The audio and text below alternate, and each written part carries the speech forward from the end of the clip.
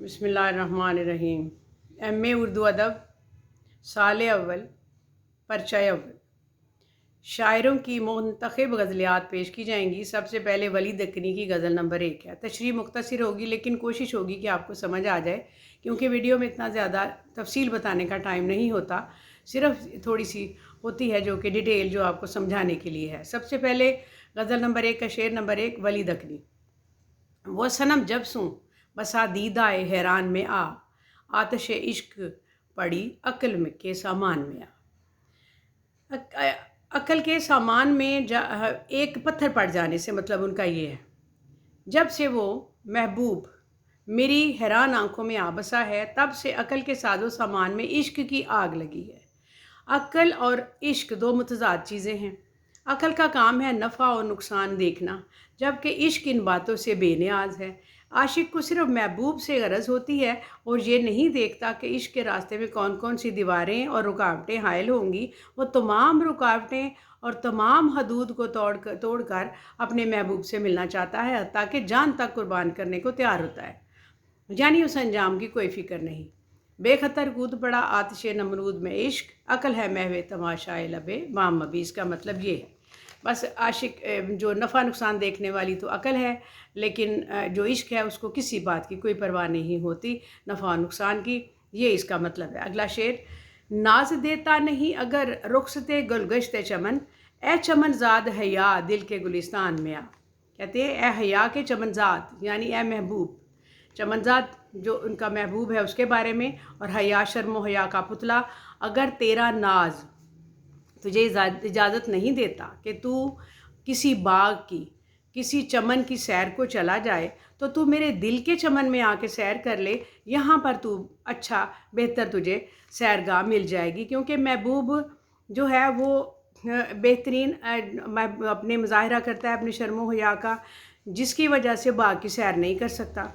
तो कोई बात नहीं, शायर कहता है कि मेरे दिल के बाग में आकर सैर कर लो, क्योंकि मेरे दिल में तेरे हुस्न का अक्स पड़ने की वजह से ये भी बाग हो गया हुआ है, और दोनों बाग इकट्ठे हो गए हैं, तो क्या हर्ज है अगर मेरे दिल के बाग में सैर कर ली जाए।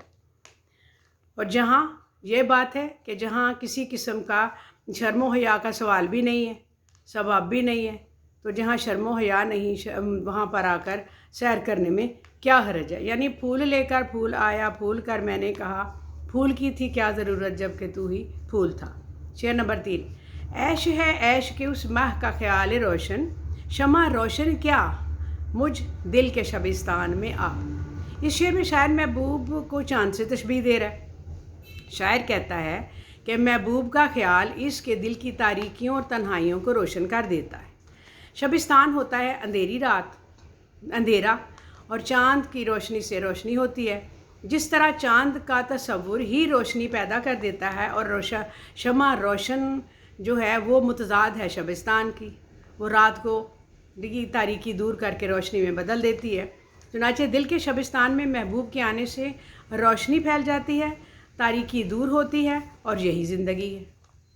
शेर नंबर 4, याद आता है मुझे जब वो गुलबाग वफ़ा अश्क करते हैं इस मकान गोशाए दामान में आ। शायर कहता है कि जब मुझे महबूब की याद आती है तो मेरी आंखों से आंसू बहने लगते हैं, और इन आंसुओं की कसरत से उनका दामन जो है वो भर जाता है। यानी वफ़ा के बाग के फूल जब मुझे याद आता है, ये उनके लफ्ज़ों के मानी यही हैं कि जब बाग का फूल यानी वो महबूब जब मुझे याद आता है, तो मेरी वो वफ़ा का पुतला वफ़ा के बाग का फूल है, तो मेरी आंखों से आंसू बहने लगते हैं, मेरी आंखों से आंसू जारी हो जाते हैं, उन्हें रोना बहुत आता है अपने महबूब की याद। शेर नंबर 5, मौज बेताबी दिल अश्क में हुई जलवा नमा, जब बसी जुल्फ़ सनम सबाए परेशान में आ। शायर कहता है कि जब महबूब की परेशान जुल्फ़ों का ख्याल आता है तो मेरा दिल भी परेशान हो जाता है, और ये परेशानी बढ़ते बढ़ते आंसुओं की सूरत इख्तियार कर लेती है। और दिल की बेकरारी के सबब जो आंसू बहते हैं, उनमें से एक बेकरारी ये भी होती है, गोया दिल की बेताबी की मौज आंसुओं में जलवानुमा है। इसलिए जब महबूब की जुल्फ़ मेरी परेशान तबीयत میں آن بسی تو میرے دل کی بےقراری کی لہر آنسوؤں میں بہہ گئی۔ شعر نمبر 6، نالائے آہ کی تفصیل نہ پوچھو مجھ سوں، دفتر درد بسا عشق کے دیوان میں آ۔ اب یہاں پر انہوں نے پرانی اردو استعمال کی ہوئی ہے، چونکہ یہ کلاسیکی ادب کا پیپر ہے، تو اس میں سوں اگر جہاں آج کل کے کوئی شاعر استعمال کرتے تو اس کی جگہ سے ہوتا، لیکن یہ ان کی پرانی اردو میں شاعری ہے۔ تو کہتے ہیں کہ میرے درد کی تفصیل نہ پوچھو، میں تو درد کا ایک دفتر لیے بیٹھا جو عشق کے دیوان میں آ بسا ہے۔ اب عشق کے دیوان میں وہ جس میں عشقیہ اشعار ہوں گے، درد کا دفتر اس دیوان میں ایک باب یعنی ایک چیپٹر کا اضافہ ہو جائے گا، اور شاعر نے محبوب کی یاد میں گریہ ازاری کر کر کے اور آہیں بھر بھر کے عشق کے دیوان میں ایک درد کا دفتر اور کھول دیا ہے۔ یعنی کہتے ہیں میری غزلیات کا بیشتر موضوع درد عشق ہے اور میرے اشعار سوز و گداز سے بھرے ہوئے ہیں۔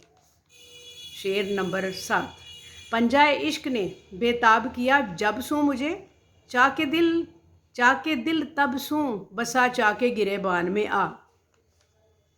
کہتے ہیں جب عشق پنجہ آزمائی کرتا ہے تو دل چاک ہو جاتا ہے اور گریبان چاک کو عاشق خود چاک کر لیتا ہے اپنے ہاتھوں سے۔ چنانچہ اب شاعر کا دل جو ہے وہ عشق کی وجہ سے چاک ہو چکا ہے، اور دیوانگی میں شاعر نے خود اپنا گریبان چاک کر لیا ہے۔ اب یہ دونوں چاک ایک ہو گئے ہیں، اور جب سے عشق کے پنجہ نے بےتاب کیا ہے تب سے دل کا چاک گریبان کے چاک میں آن بسا ہے۔ یعنی عام اشاک کے مقابلے میں شاعر کہتا ہے کہ عشق کے پنجہ نے کھینچ کر ان کے دل کے پرزے کر دیے ہیں، اور دل کے پرزے اور گریبان کے پرزے ایک ہو گئے۔ اگلا شعر، دیکھے دل اہل نظر سبزۂ خط میں لب لال، رنگ یاقوت چھپا ہے خط ریحان میں آ۔ اے دیکھنے والو دیکھو کہ سبزۂ خط کے پس منظر میں محبوب کے سرخ ہونٹ ایسے دکھائی دیتے ہیں جیسے خط ریحان میں یاقوت کا رنگ آن بسا چھپا ہوا ہو۔ اب یہ شعر یہ تاثر دے رہا ہے کہ شاعر کسی نسوانی حسن کی تعریف نہیں کر رہا، اس کی بجائے کسی نوجوان لڑکے کے حسن کی بات کر رہا ہے۔ یعنی کہتا ہے کہ میرے محبوب کے رخساروں پر داڑھی مونچھیں اگی ہوئی ہیں، اور اس منظر میں اس کے لب ایسے دکھائی دیتے ہیں جیسے خط ریحان سے یاقوت کا رنگ ابھرا ہوا۔ شاعر نے سبزۂ خط کو خط ریحان اور لب محبوب کو یاقوت سے تشبیہ دی ہے۔ اگلا شعر، حسن تھا پردہ تجرید میں جب سوں آزاد، عشق ہوا صورت انسان میں آ۔ جب تک حسن تنہائی میں چھپا ہوا تھا ہر چیز سے آزاد تھا، اور جب اس نے انسان کے صورت اختیار کر لی تو وہ اس کی خواہش ہوئی کہ اس کو کوئی چاہنے والا بھی ہو۔ گویا جب حسن ہو عشق لازم اور ملزوم ہے۔ کسی کے نزدیک انسان سراپائے حسن ہے، اور اس حسن کا عاشق بھی انسان ہے۔ یعنی انسان حسن بھی ہے، عشق بھی ہے، اور ایک ہی وجود میں موجود ہے۔ جب تک حسن پر ہر چیز آزاد اور بے نیاز تھا، جب وہ صورت انسان میں قید ہوا عشق کا طالب بھی ہو گیا۔ گویا محبت انسان کا خمیر ہے اور اس کے بغیر انسانیت مکمل نہیں ہوتی۔ اگلا شعر، شیخ یاں بات تیری پیش نہ جاوے ہرگز، عقل کو چھوڑ کے مت مجلس سے زندان میں آ۔ کہتے ہیں کہ اے شیخ تو عقل کی دنیا کو چھوڑ اور رندوں کی دنیا میں آنے کی کوشش نہ کرنا، تیری یہاں کوئی پیش نہ جائے گی۔ شیخ سے مخاطب ہے شاعر، کہتا ہے کہ اے ملا تو جب عقل و خرد کی باتیں کرتا ہے تو تیرا رندوں کے ہاں کوئی کام نہیں۔ اس محفل میں بیٹھ کر تو اپنی عقل کی بنا پر فوقیت حاصل نہیں کر سکے گا۔ یہ دیوانے دلائل اور براہین کو تسلیم نہیں کرتے، یہ تو عشق و مستی کے بندے ہیں جو نفع نقصان کی پرواہ نہیں کرتے۔ تو اس محفل میں تو کیا کرے گا آ کر، تیرا یہاں کوئی کام نہیں۔ درد مندوں کو بجز، اگلا شعر، درد مندوں کو بجز درد نہیں سید مراد، اے شاہ ملک جنو غم کے بیابان میں آ۔ پرانے زمانے میں بادشاہ جنگل میں جا کر شکار کھیلا کرتے تھے۔ اس میں جو شعر ہے، اس شعر میں شاعر نے शायर ने दीवानगी की हद तक पहुंचने वाले आशिक को जुनून के मुल्क का बादशाह कह दिया है, मुखातिब किया है। कहते हैं कि दर्दमंदों को दर्द के अलावा और कोई शिकार मतलूब नहीं, इसलिए तो गम के बियाबान में आ, यही तेरी मुराद पूरी होगी। अगला शेर, हाकबे वक्त है तुझ घर में रकीब, बदहू दियो मुख्तार हुआ मुल्क सुलेमान में आ। कहते हैं महबूब को मुखातिब किया है। कहते हैं क्या महबूब तेरे घर में एक बदखसलत रकीब इस तरह हाकिम बना बैठा है जैसे सुलेमान के मुल्क में कोई जिन, कोई दियो मुख्तार बन जाए। यानी हज़रत सुलेमान की सल्तनत का जिक्र है और इसकी सल्तनत में कोई जिन का काबिज हो गया है। ऐसे ही तुम्हारे घर में, महबूब के घर में रकीब बैठा हुआ है तो लगता है जे भी किसी जिन की तरह यहाँ पर काबिज हो गया है। अगला शेर, चश्मा आब बुका जग में किया है हासिल, यूसुफ हुस्न तेरे चाहे जंदान में आ। कहते हैं क्या हुस्न के यूसुफ महबूब, मैंने दुनिया में आब हयात के चश्मा का सुराग लगा लिया है, वो तेरी ठोड़ी के गड़े में है। यानी जिस चीज़ से ज़िंदगी मिलती है वो आब हयात है, और मेरे लिए ज़िंदगी देने वाली अगर कोई चीज़ है तो वो महबूब के चेहरे पर पड़ने वाले गड़े हैं।